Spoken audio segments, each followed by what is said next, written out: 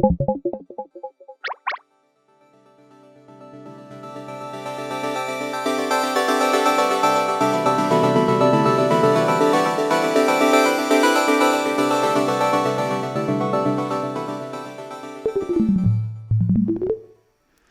to the Code Liberation really super simple how to cut up a sprite sheet tutorial. Go ahead and import your asset in. You can do that just by dragging it into the assets folder here from wherever it's living on your hard drive. Once you've done that, Unity will import it and you can just select it. And if you come over here, you're going to need to make some changes. First of all, if you look under sprite mode, it's going to say single by default. You need to flip that to multiple, and this will let you cut it into multiple pieces to animate. Now open the sprite editor, click apply, and simply slice this up. So you can let Unity try to do it. So let's see what it does if I give it an automatic. Does it manage? It looks like it managed. Did it manage? Yeah, it looks like it did it all on its own, and that's a wonderful feature of Unity. If they're perfect squares, the automatic will work super fine. Click apply. Now you're able to just close this window. That threw me when I was learning originally. And you'll see your sprites are down here, and that's it. Super simple. Now if you drag your kitty cat into the scene and you just hit, it'll automatically make an animation. I'm just going to call it cat, click save, hit play, and here goes our kitty cat. Oh my goodness, this kitty cat's a little bit off. So something like this happens. Obviously, this is not the sprite sheet wow. I'm feeling like a little terrified right now. I don't know what I've done. So this is obviously automatic is not going to work. So if something like this happens, don't have a panic. Just come over and click sprite editor again. And it looks like there are two sheets here, one this way and one that's that way. So let's go ahead and let's delete these bottom slices.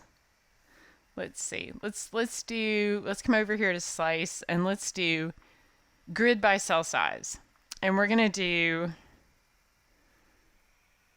actually, you know what? We can leave it as is. I just realized this. So we're just going to leave this. I'm going to just choose the automatic and get out of here. All we have to do is go and delete some of the frames out of our animation. That'll do. So it looks like the last four. Let's just grab these and see if we can cut them. And we can do that in the animation itself. So if we pop open the animation here, we'll see the frames. And you can just delete the last couple. Does this work now? Let's see. If we select the cat over here, we'll be able to kind of preview it. Oh, geez. All right. If the animation window goes away, just window, animation, bring it back up.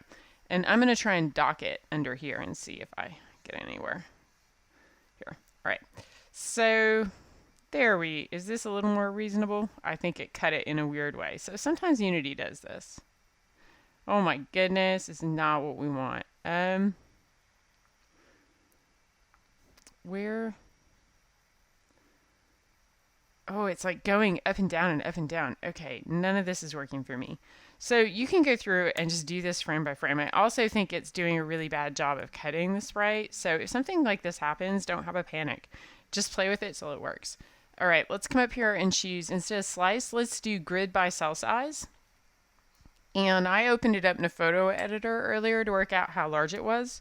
So I'm going to do 400 by 300, which is what I think this sprite is set to. And now I'm going to hit slice.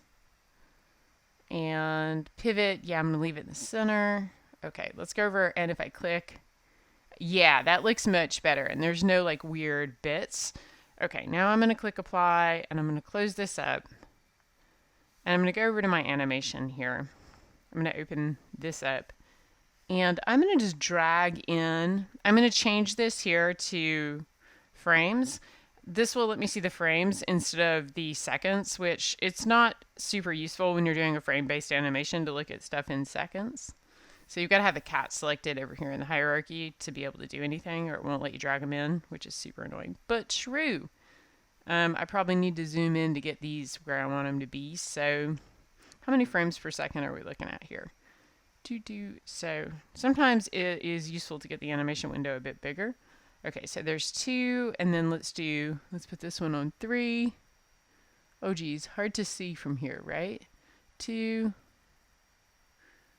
All right, I'll just do 246 because good enough. You can zoom in here, but I'm going to just see if it looks okay like this. So just 246. All right, let's see.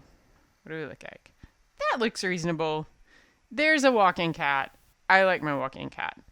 To do the other side of the animation, all you would have to do is simply slice it again and take the back side. So watch, don't worry about that. If you need to, you can just come over here and create new clip, make a second one.